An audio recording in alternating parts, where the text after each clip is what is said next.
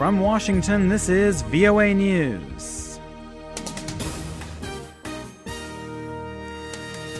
French police narrow their search for two suspects in Wednesday's massacre at a Paris-based magazine, and Mali's slow pace of peace talks appears to prompt a change in the country's leadership. I'm Michael Lipin. French authorities have narrowed their manhunt for two brothers suspected of massacring 12 people, including journalists and police, in Wednesday's shooting attack on French satirical magazine Charlie Hebdo in Paris. Police were focusing their search on a region of northeast Paris as France held a national day of mourning for the victims. Lisa Bryant has more. At a press conference Thursday, Interior Minister Bernard Cazeneuve described a massive search underway, helped by dozens of witnesses and information from videos and mobile phones. He said 9 people have been detained for questioning. Police described the two brothers as armed and dangerous. Sherif Kouachi was part of a jihadist cell and spent several years in prison. He reportedly has tried to join militants in Iraq. J'ai pris l'initiative d'inviter à Paris. Cazeneuve says he has invited European interior ministers and U.S. Attorney General Eric Holder to talks in Paris on Sunday to discuss their common terrorist challenge. Lisa Bryant for VOA News, Paris. Mali's president, Ibrahim Boubacar Keïta, has named a new prime minister to replace Moussa Mara, who resigned on Thursday. The new Malian Prime Minister, Modibo Keïta, who is no relation to President Keïta, previously served as the government's top negotiator with Tuareg Muslim rebels at peace talks in Algeria. Malian political observers attributed the change in Prime Minister to the slow pace of the peace talks and allegations of corruption under the former Prime Minister. You're listening to VOA News.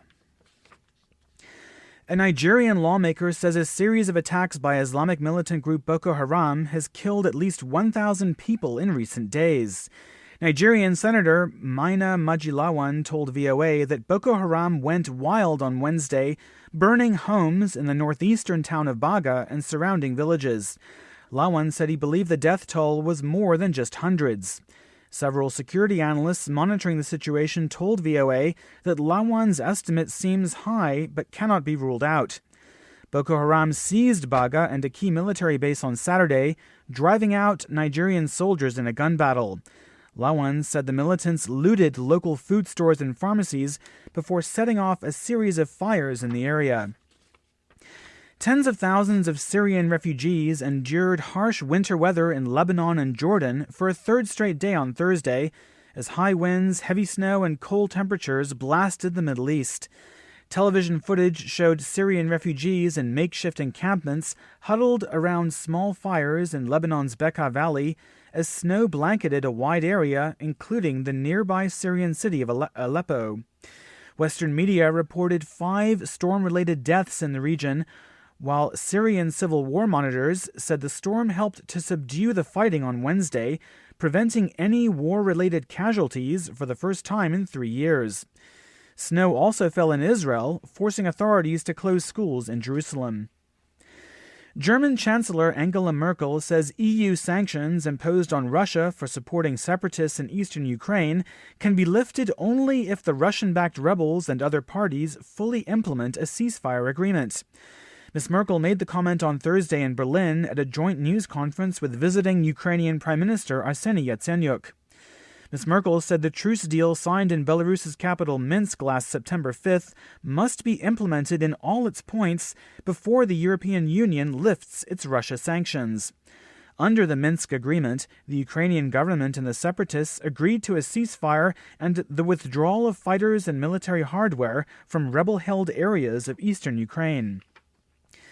And Vietnam's transport minister has publicly criticized the management of a Chinese railway company following accidents at a railway construction project in the capital, Hanoi. Minister Dinh La Thang was seen in a nationally televised broadcast late Wednesday shouting and pointing his fingers at a representative of the China Railway 6th Group during a meeting. The Vietnamese official accused the Chinese company of failing to improve safety at the construction project despite accepting responsibility for the accidents. I'm Michael Lipin reporting from Washington. That's the latest world news from VOA.